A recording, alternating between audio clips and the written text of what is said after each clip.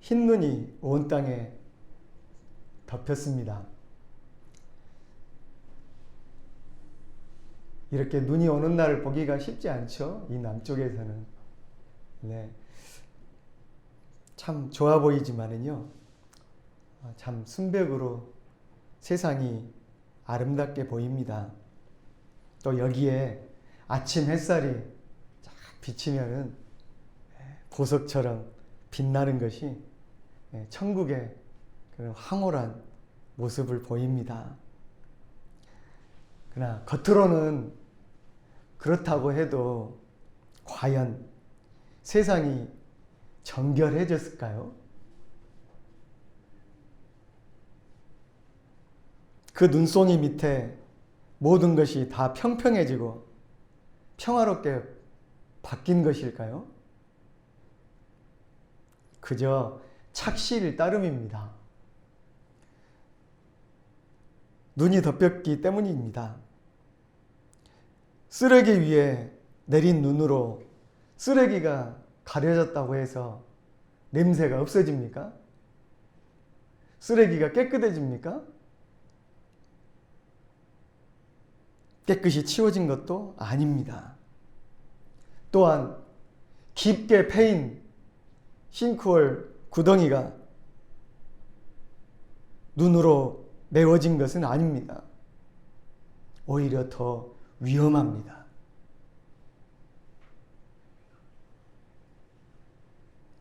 굽어진 길이 눈이 내렸다고 바르게 된 것도 아닙니다. 오히려 그런 길은 코너가 보이지 않기 때문에 크게 위험하여 사고가 날 확률이 더 많이 있습니다. 우리가 그 속에 살고 있고 그 속에 빠져 있다고 본질이 달라지지는 않았습니다. 그러지 않습니까? 네. 달라진 건 없잖아요. 눈으로 보기에 하얗다고 그 속에 있는 것들이 다 하얘진 건 아니잖아요. 착각이죠. 성도 여러분, 우리가 이 종교적인 환경 속에 살고 있다고, 그 분위기가 우리를 싸고 있다고, 우리도 완전히 거룩해진 듯 착각에 빠질 때가 많이 있습니다. 잔잔하게 흐르는 배경음악의 찬양 소리, 틀면 나오는 말씀들,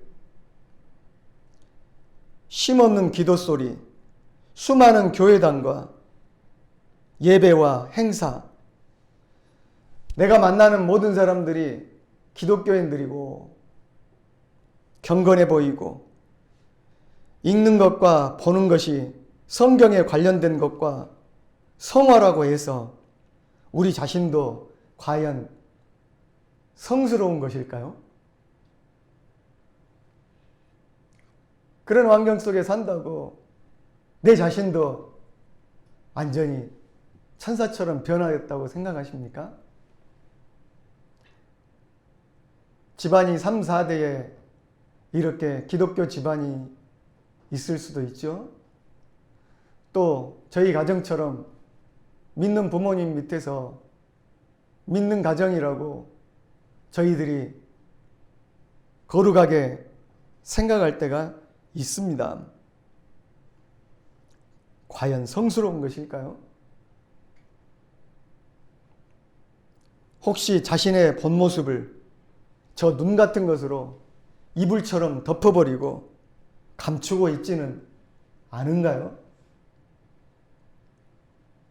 내 본 모습이 감추어져 있다고 좋아할 것은 아닌 것 같습니다. 세례 요한 당시에 유대인들은요, 충분히 종교적이고 신앙에 열심히 대단했습니다. 우리들은 따라가지도 못합니다.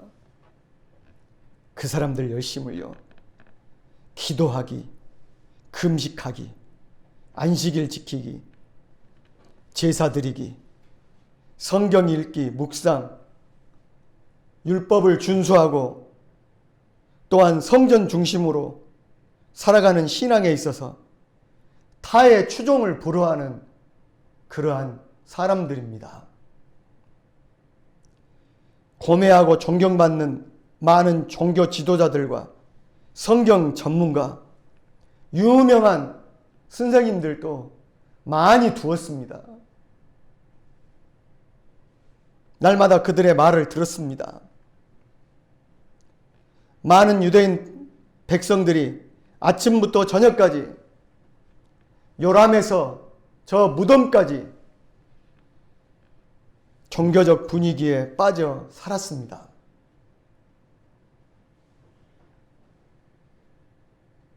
유대인들은 또한 아브라함의 자손이라는 혈통과 하나님이 주신 율법의 전수자라는 그런 우월의식, 또한 그 화려한 성전을 자랑하며 살았습니다.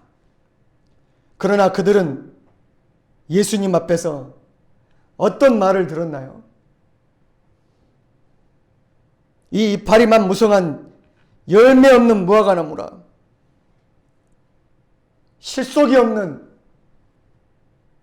껍데기요 가라지 쭉정이 같은 신앙이라는 평가를 받았습니다.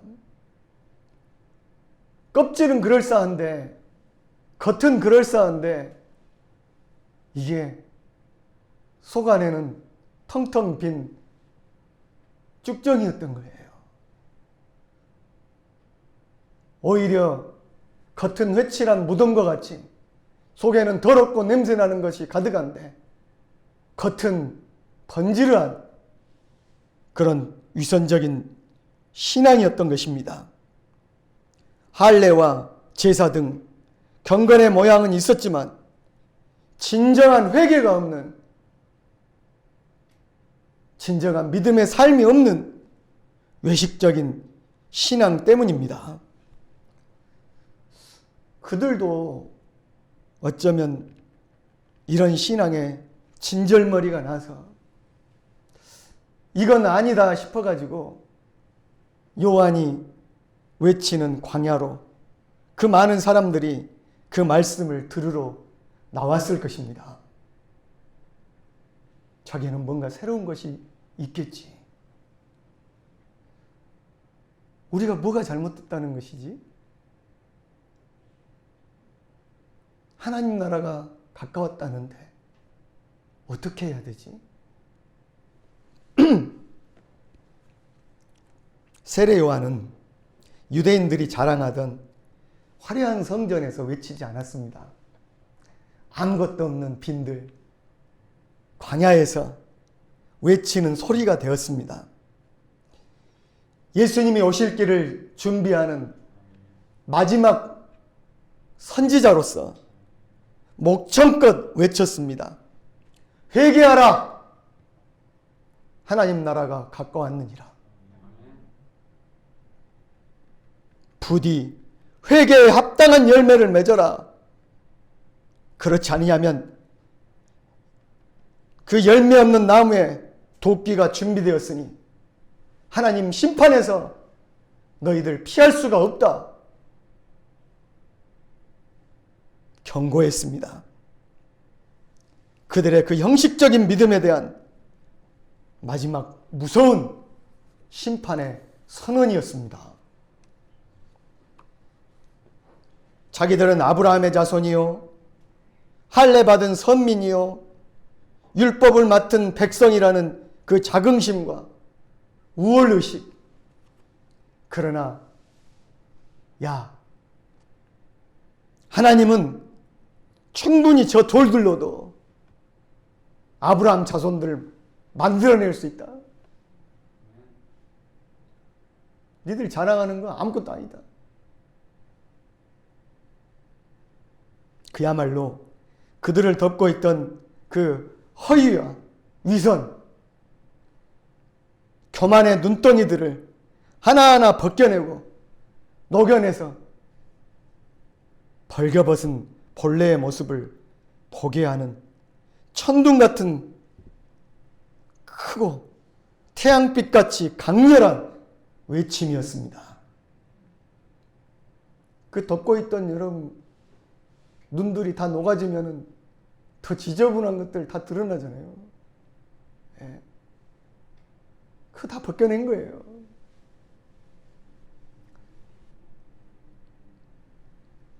싫든 좋든 인간은요, 이 실상에 직면하는 그런 시간이 반드시 있어야 합니다. 나의 실상, 내 본 모습,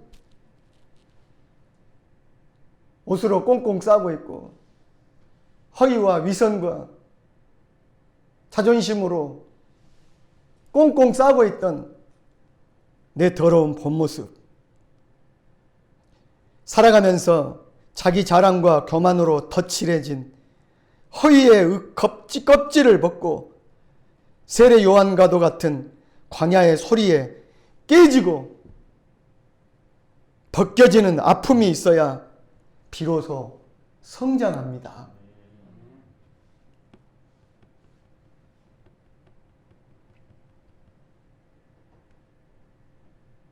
나무들 중에도 보면 이게 껍질을 벗는 나무들이 있더라고요.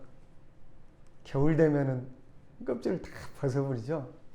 예. 이파리도 다 떨쳐버리죠. 그리고 그 벌거벗은 몸으로 겨울을 견디고 그래야만이 한꺼풀 나이테가 더 생기고 성장해 갑니다. 우리 자신들도 내 자신을 지금 덮고 있는, 내 자신을 싸고 있는 이 교만의 껍질들, 위선의 껍질들을 여러분 벗어버려야 됩니다. 그렇지 않으면 유대인들처럼 영원히 영적인 소경이 되어 헤맬 것입니다. 자기 자신이 주인이 되어 예수가 없는 종교생활, 그것에 만족해 살다가 깊은 구덩이에 빠질 수 있습니다. 그렇지 않으면 바리새인들처럼 율법 신앙의 넓은 길을 걷다가 십자가의 구원의 좁은 길을 외면해버리고 영영 구원에서 멀어져 버릴 수도 있습니다. 유대인들은 그 넓은 길로 가기를 원했습니다. 결국 예수님은 좁은 길을 거부해버렸죠.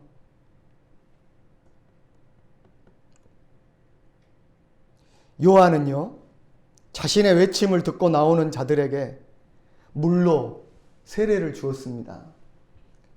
정확히 말해서는 요단강에 이렇게 잠갔다가 다시 나오는 것이죠. 네. 세례가 무엇입니까? 세례가 무엇입니까? 옛사람이 죽어 새롭게 태어나는 것입니다. 물속에 들어갈 때 나는 죽고 물속에서 나올 때 나는 새 사람으로, 새로운 인격으로, 새로운 신앙으로 살아서 부활해서 나오는 것입니다. 새롭게 거듭남을 의미합니다. 지금까지의 모든 죄를 회개한다는 외적인 표식이자 새로운 삶을 향한 결단의 상징입니다. 마음의 할례요, 하나님의 백성이 되었다는 공적인 표식입니다. 우리도 다 세례를 받았죠. 들어갔다가 안 나오는 것 같아요. 내가 볼 때는. 들어가긴 들어갔는데. 그 세례를 준 요단강이 어떤 곳입니까? 가나안 땅을 앞두고 이스라엘 백성들이 하나님 말씀대로 살겠다고 다짐하며 새롭게 재언약을 맺었던 것이 아닙니까? 그 죄악의 도성 애굽을 탈출하여 하나님이 인도하시는 광야에 그곳에서도 그 숱한 불순종과 의심, 불평과 음란,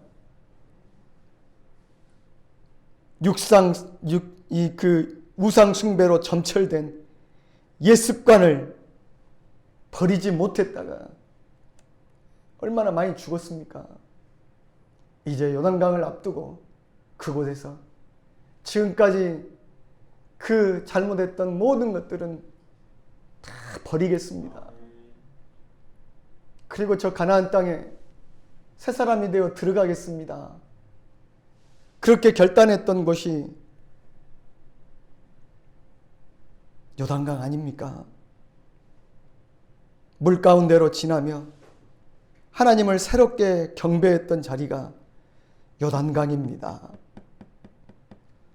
그래서 그 요단이라는 것은, 요단에서 세례를 받는다는 것은 애굽에서 그 우상의 욕망의 가치관, 광야에서 그 의심과 실패들을 완전히 버리고 이제 하나님의 땅 가나안 백성으로 새롭게 살겠다는 공적인 선언이었습니다. 그게 요단강입니다.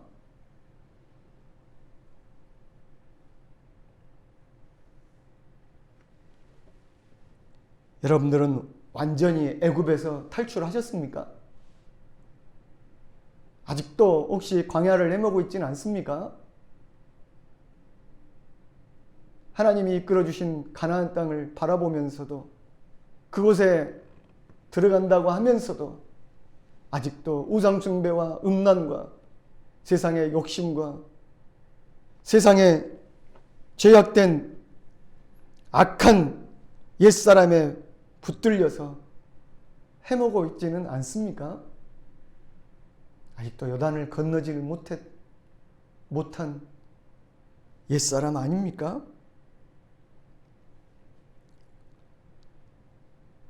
그러면 물 세례만 받으면 끝납니까?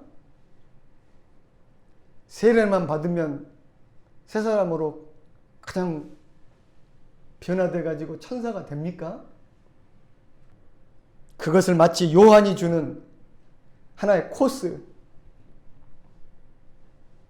요단강 미션 자격증 정도로 생각해서는 안 됩니다. 예. 아마 유대인들이 그렇게 생각했을지 모르죠. 나는 이제 요한이 주는 물세례 자격증까지 땄다. 나는 이제 뭔가 레벨이 업됐다.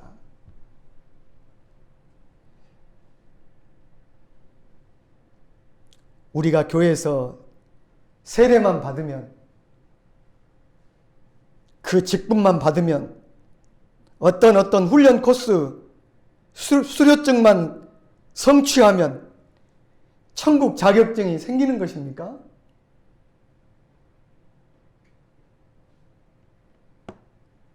천국의 사람으로 완전히 바뀌는 것입니까?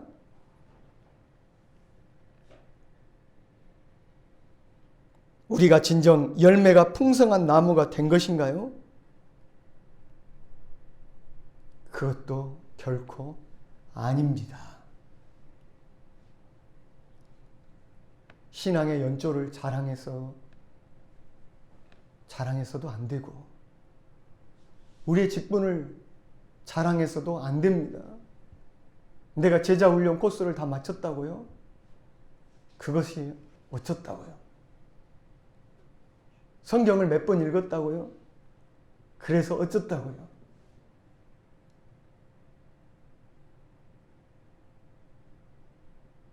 거기에 합당한 사람이냐가 문제입니다. 세례 요한은 그에게 어렵게 광야까지 나온 유대인들에게 입에 담지 못할 욕설을 했습니다. 성경에서 제일 성경에 무슨 욕이 있냐? 좋은 말만 있지. 그러실지 몰라도요. 성경에 여러분 입에 담지 못할 욕 있습니다. 네. 세례 요한도 말하였습니다. 이 독사의 새끼들아. 이 독사의 자식들아. 요즘으로 말하면 삐리리 했을 것입니다. 아마. 네. 독사의 삐리리들아. 이렇게 방송에 나갈지도 몰라요. 감히 요한 같은 사람이 어떻게 저런 말을.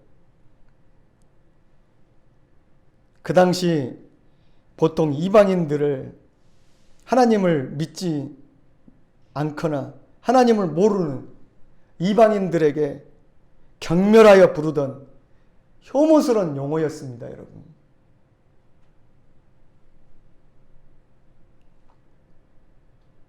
근데 유대인들에게 그런 말 한 것 같아요. 왜 하필이면 뱀인가요? 왜 하필이면 독사인가요? 메마른 유대 사막에서 이 독사는 매우 강한 독을 품고 있습니다. 가만히 숨어 있다가 색깔도 구분이 안 돼요.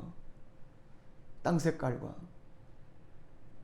유익한 가축이나 사람을 물어서 해치는 아무짝에도 쓸모없는 혐오스러운 동물이었습니다. 또한 뱀은 에덴 동산 인류의 타락과 그 낙원에서 쫓겨나게 한 신락원의 원흉이기도 하기에 심한 말의 어원으로 쓰일만 합니다. 그러잖아요? 그런데 성경은 우리 모두가 뱀의 자식, 사단의 자식, 죄의 노예임을 말하고 있습니다. 그러나 유대인들 자신만이 선민이요, 하나님의 자녀요, 이방인들에게만 이 용어가 해당된다고 그들은 여겼던 것입니다. 우리들은 아니라는 거죠.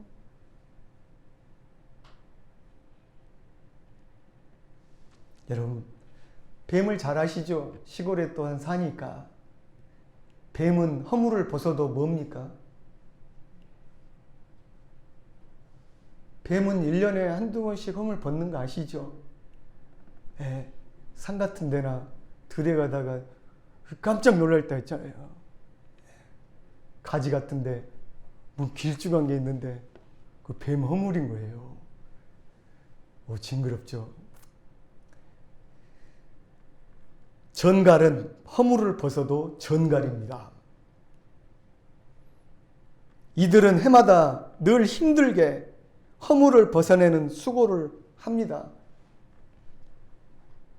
다큐멘터리 같은 데 보면은, 동물의 왕국 같은 데 보면 뱀이 허물 벗으려고 진짜 고생하더라고요. 그거 벗지 못해 죽는 것도 봤습니다.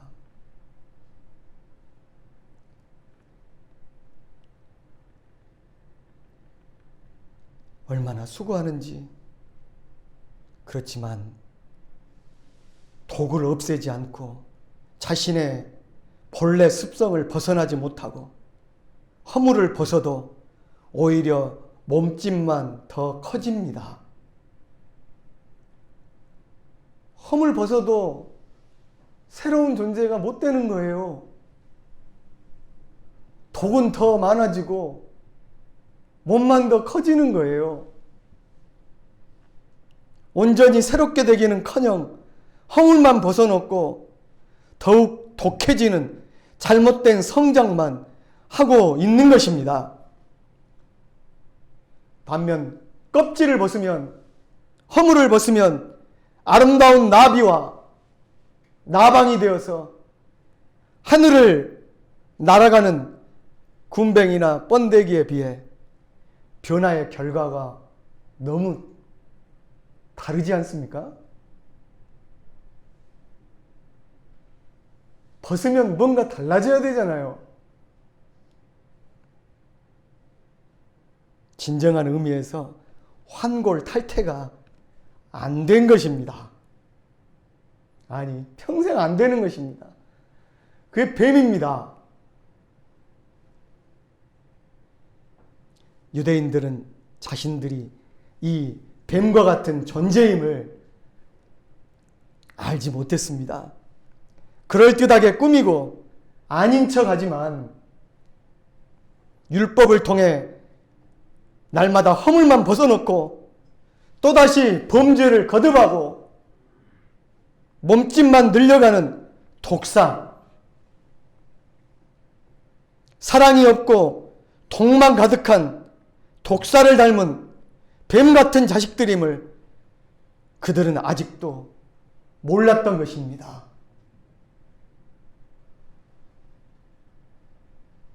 허물을 벗으면 뭐 돼요? 그 안에 교만과 미움과 독한 악한 것들만 더 가득해지는데,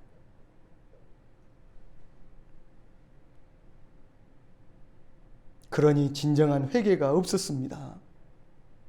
남의 눈에 티는 크게 보지만 자기 눈에 들보가 끼인 줄을 깨닫지를 못했기 때문입니다.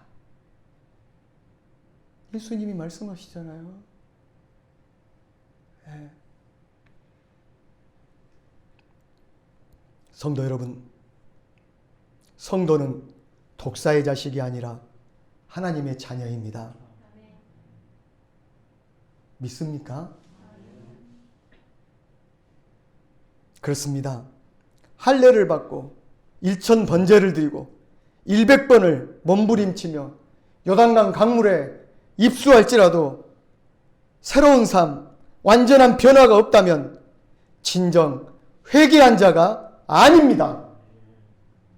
주일마다 주여 주여 하며 외치며 찬양하고 헌금하지만 교회당에 허물만 벗어놓고 다시 삶 속에서 뱀의 모습으로 살아간다면 요한 시대, 예수님 시대, 유대인들의 삶과 우리가 무엇이 다릅니까?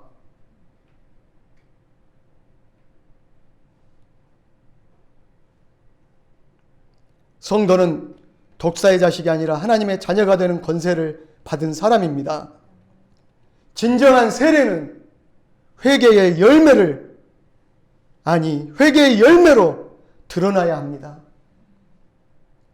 새로운 가치관을 따른 새로운 존재로 살지 못하면 아직 독사의 자식일지 모릅니다.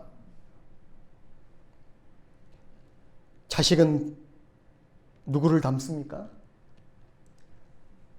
부모의 생김새와 인격과 습관을 닮는 법입니다. 나무는 열매로 그 종류를 알 수가 있습니다. 예수의 사람은 예수를 닮은 열매를 잉태해야 됩니다. 할렐루야.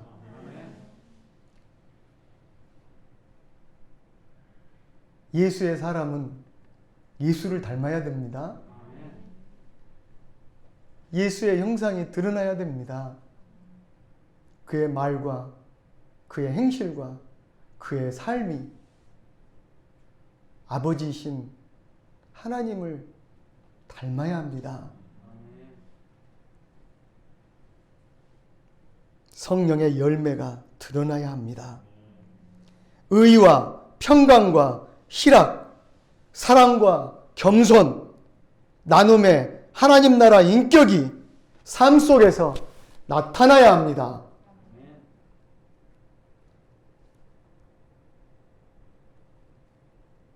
내 모습 가운데 그런 모습이 날마다 드러나고 있습니까? 우리 가정 가운데 그 하나님 나라의 모습이 나타나고 있습니까?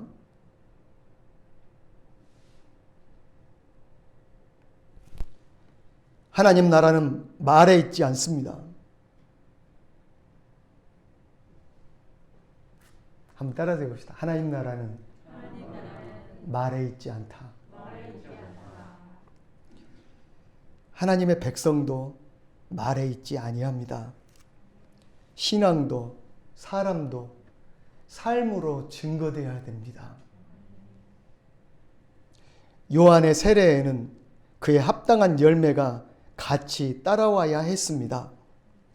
요한에게 세례받으러 나온 자들은 물었습니다.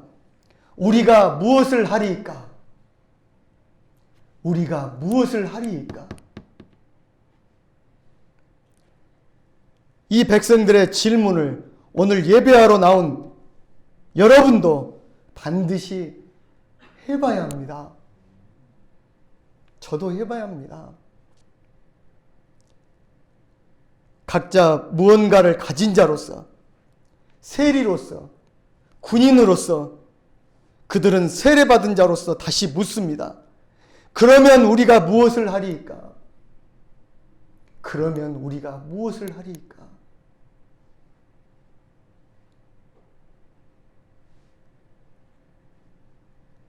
하나님 백성이 됐다고 하는데, 세례받은 자가 되었는데 하나님 나라에 합당한 자가 돼야 되는데 그러면 무엇을 해야 하리까?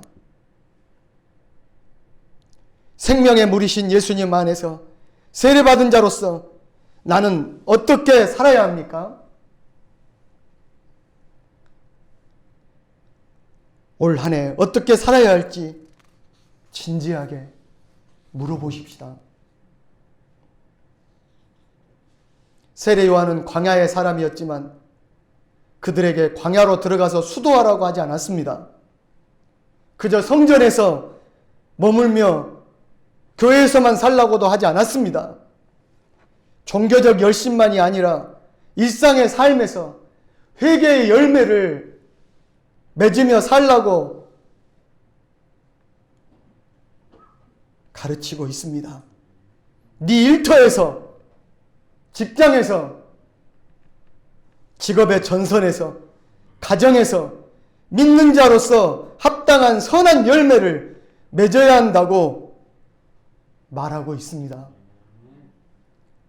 우리는 빛이요 소금으로 세상 속에 녹아져야 합니다. 여러분, 회개한 자의 하나님 나라는 세상을 초월하여 멀리 있지 않습니다. 천국이 멀리 있지 않습니다. 흰 옷 입고 우리 모두가 성직자가 될 필요도 없습니다. 가진 자는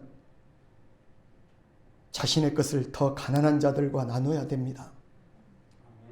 세리는 갑질하던 것을 갑질로 무리하게 세를 부과하지 말고 자기 본분을 지켜야 됩니다. 군인은 함부로 권력을 남용하거나 폭력을 행해서는 안 됩니다. 공직자로서 부끄럽지 말고 양심을 속이지 말아야 됩니다. 나보다 힘없는 사람을 괴롭히지 말아야 됩니다. 불로소득을 바라지 말아야 됩니다. 우리가 예수 믿고 회개했다면 일상의 삶과 직업 속에서 실천해야 할 공공의 선이 있다는 것입니다. 교회 안에서만 천사가 되지 말라는 겁니다.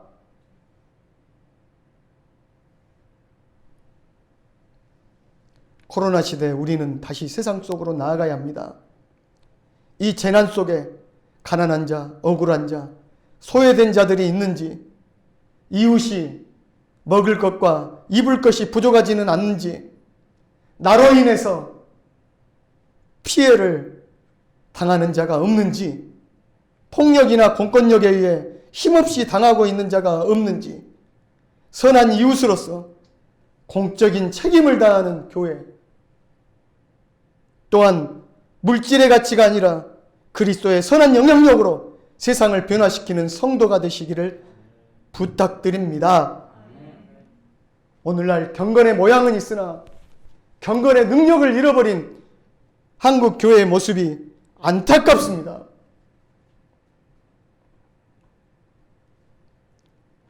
지난주에요, 교회 승합차 문이 고장이 나가지고 빨간불이 맨날 들어오니까 고치려고 현대 서비스센터를 갔습니다.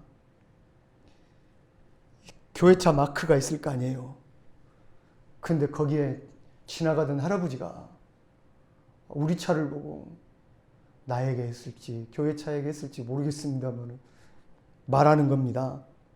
아유, 저 교회 놈들 바이러스 덩어리. 저 교회 놈들 바이러스 덩어리. 경멸에 찬 어조로 내뱉는 말을 들었습니다.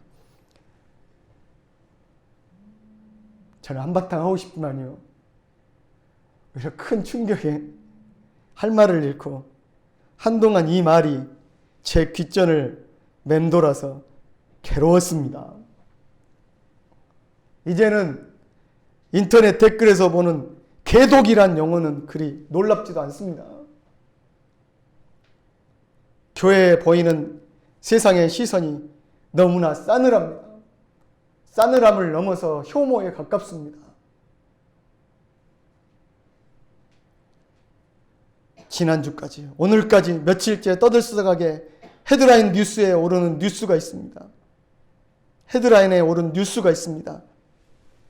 기독교인 양 부모의 아동 학대로 죽은 16개월짜리 입양아의 안타까운 이야기입니다. 정인아, 미안해.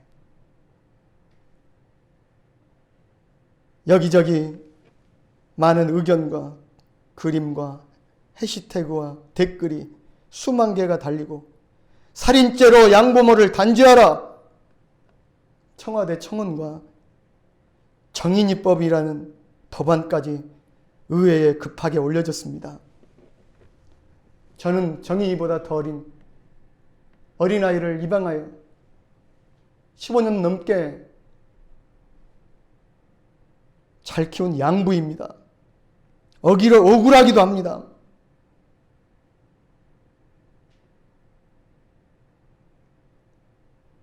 그런 사람만 있는 건 아닌데요. 그러나 정말 부끄럽고 숨고 싶습니다. 기독교인이라는 사실. 정인이에게도 하나님에게도 욕을 듣는 이 교회가, 우리 기독교인들이 너무 부끄럽습니다. 그리고 미안합니다.